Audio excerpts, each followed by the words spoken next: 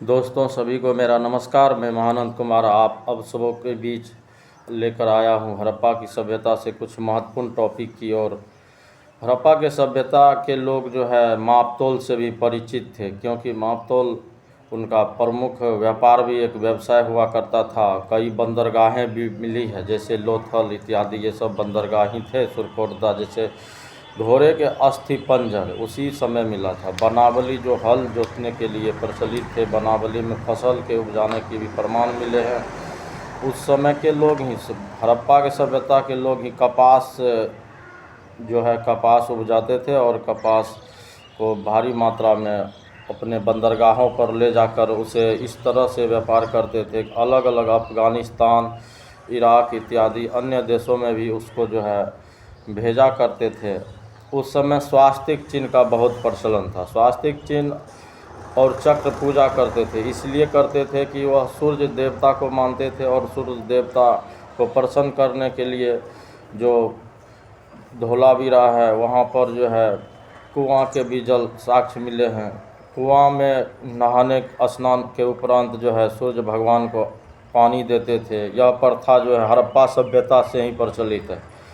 हड़प्पा सभ्यता से हमें बहुत बड़ा चीज़ मिलता। फसल उपजाने की प्रथा जो है हड़प्पा की सभ्यता से ही मिलती है। गेहूं जौ उपजाते तो उसे हिंडन कहते थे। हिंडन भी आज के प्रतियोगी परीक्षाओं में पूछा जाता कि हिंडन किसे कहते थे। गेहूं और जौ को हिंडन कहते थे हड़प्पावासी बलि प्रथा भी करते थे, क्योंकि बलि प्रथा होने का भी प्रमाण मिला है। उस समय हाथी भी पालते थे, क्योंकि वज़न उठाने के लिए, दूर दराज इलाके जाने के लिए वज़न उठाने के लिए हाथी का उपयोग करते थे। और भैंसा गाड़ी जो उसमें लकड़ी या किसी अन्य सामान को बोझ कर एक जगह से दूसरे जगह ले जाकर उसे बेचा करते थे, और व्यापार भी उन्नत था।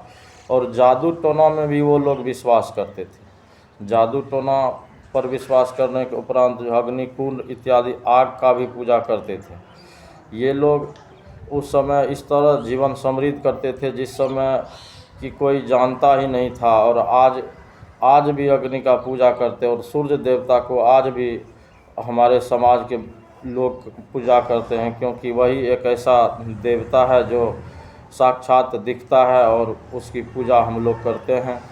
तो हड़प्पा सभ्यता से हमें यह सीख मिलती है कि हड़प्पा सभ्यता के लोग भी उस समय समृद्धशाली और वैभवशाली थे और अपने एक उत्कृष्ट प्रकाष्ठा के लिए जाना जाता था।